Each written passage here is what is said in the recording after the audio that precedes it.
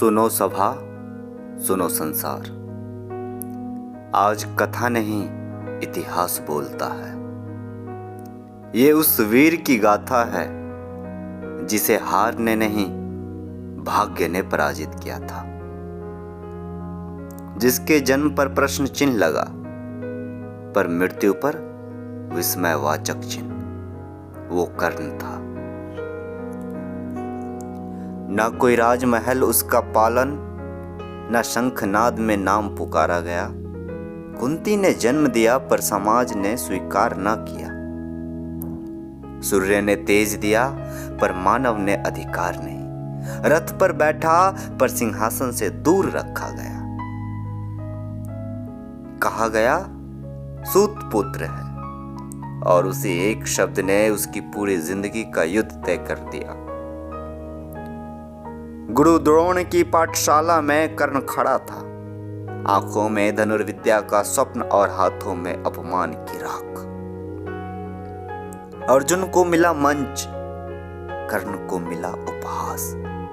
प्रतिभा को नहीं, जन्म को तौला गया।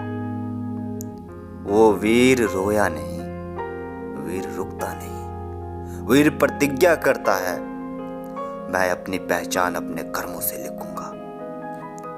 परशुराम के चरणों में उसने ज्ञान पाया। झूठ बोला पर धनुष से कभी झूठ ना कहा। शाप मिला, जिस दिन सबसे अधिक आवश्यकता होगी विदा साथ छोड़ देगी। कर्ण मुस्कुराया क्योंकि उसने पहले ही जान लिया था उसका जीवन आसान नहीं होगा। फिर आई वो सभा जहां द्रौपदी का अपमान हुआ और इतिहास ने धर्म की परीक्षा ली। कर्ण ने भी कटु वचन कहे, हाँ ये सत्य है, पर क्या केवल वही दोषी था या पूरा युग मौन का अपराधी था? कर्ण खड़ा था कौरवों के साथ क्योंकि दुर्योधन ने उसकी योग्यता देखी थी, जन्म नहीं। दुर्योधन वो मित्र जिसने कर्ण को अंगराज बनाया, जो बोला तुम मेरा भाई नहीं, तुम मेरा सम्मान है। और कर्ण ने उसी दिन अपने जीवन का निर्णय लिख दिया, जो साथ देता है अंधकार में, मैं उसी का सूर्य बनूंगा।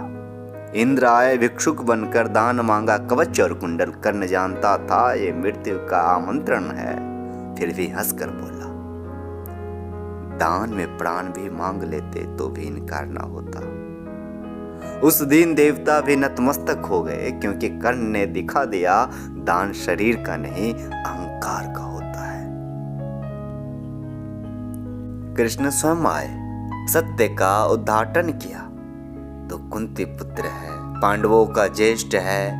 कर्ण कांप गया पर टूटा नहीं, बोला अब बहुत देर हो चुकी है माधव, अब मेरा धर्म मेरा वचन है।